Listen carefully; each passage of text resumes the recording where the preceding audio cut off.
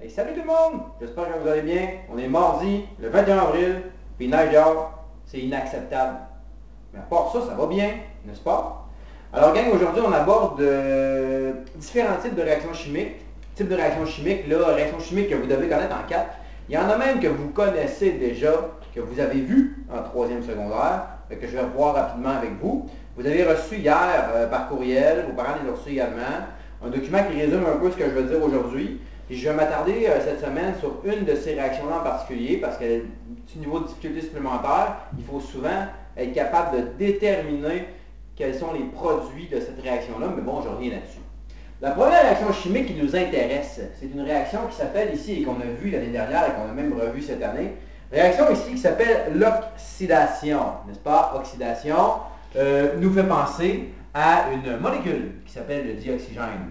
En effet, pour reconnaître une réaction d'oxydation, il faut absolument qu'il y ait du dioxygène du côté des réactifs dans la réaction.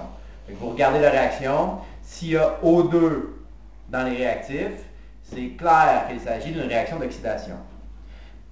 Ensuite, autre réaction qu'on a vue l'année dernière, une réaction qui est tellement importante pour nous les êtres humains, mais pour tout, pas tous les êtres vivants, mais pour les animaux, entre autres.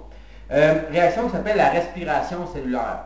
Vous l'avez vu dans les années passées, en 2 et en 3, la respiration cellulaire, de manière qualitative. Donc, vous devriez savoir aujourd'hui que dans notre corps, on a besoin de 2 choses pour produire de l'énergie. La première, c'est des nutriments, entre autres du glucose qui provient de notre alimentation. Et la deuxième, c'est du dioxygène qui provient de l'air qu'on inspire. Cette réaction-là de respiration cellulaire produit des déchets. Elle va produire 2 déchets, le gaz carbonique qu'on expire, mais aussi de l'eau que l'on va uriner éventuellement ou que l'on va transpirer, l'eau qui est en surplus qu'on n'a pas besoin dans notre corps. En plus, cette réaction-là de respiration cellulaire, évidemment, elle produit de l'énergie. C'est pour ça que cette année, l'équation de la respiration cellulaire, vous devriez la reconnaître, C6H12O6 à l'état aqueux, donc dissous dans l'eau, ça c'est la molécule de glucose, plus 6 molécules de dioxygène, donc l'oxygène qu'on respire, ça dans notre corps, à l'endroit précis dans une cellule qui s'appelle la mitochondrie, ça réagit ensemble et ça fabrique de l'énergie qui est importante pour nos mouvements, mais également 6 molécules d'eau et 6 molécules de gaz carbonique. Équation, respiration cellulaire. L'inverse de la respiration cellulaire, la 3e équation chimique que vous devez connaître, c'est exactement l'inverse. Vous prenez les réactifs de la respiration cellulaire, vous les mettez au niveau des produits, et vous prenez les produits de la respiration cellulaire, vous les mettez au niveau des réactifs. C'est exactement cette nouvelle réaction-là. Réaction que vous avez vue aussi dans les années passées, qui s'appelle la photosynthèse. Alors, photosynthèse, exactement l'inverse de la respiration cellulaire.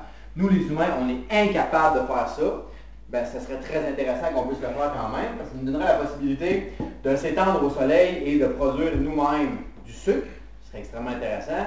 Ce n'est pas possible. Les végétaux, eux, sont capables de le faire grâce à la chlorophylle et au chloroplaste, entre autres. Ce qu'ils font, les végétaux, c'est qu'ils vont retirer du CO2 de l'air, 6 molécules de CO2.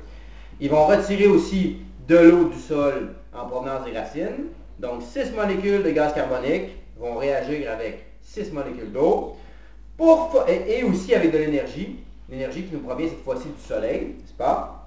Tout ça, ça réagit ensemble, et ça va fabriquer une molécule de glucose, C6H12O6, et 6 molécules de dioxygène gazeux. C'est à cause de cette équation chimique-là de photosynthèse qu'on dit souvent que les arbres, ce sont les poumons de notre planète, parce qu'ils utilisent le CO2, un gaz à effet de serre, pour fabriquer du dioxygène, un gaz que nous, on a besoin et qu'on respire. En plus du sucre que l'on va consommer quand on mange, entre autres, des mini-wheats. Alors voilà pour les 3 réactions que vous avez vues l'année dernière. Cette année, on va s'attarder un petit peu sur 2 nouvelles réactions chimiques. La première étant la réaction de combustion. Bon, alors la réaction de combustion, gang, faut savoir dans un premier temps que c'est une réaction d'oxydation. Donc, oxydation veut dire oxygène du côté des réactifs. Donc, ce qu'on va chercher dans une réaction de combustion, vous savez c'est quoi une combustion, vous en avez déjà vu. Et il y a des réactions qui sont des combustions, mais que vous ne savez pas que c'est une combustion parce qu'évidemment, il n'y a pas de flamme. Okay? Mais on va voir la différence entre les deux dans quelques instants. Alors, une combustion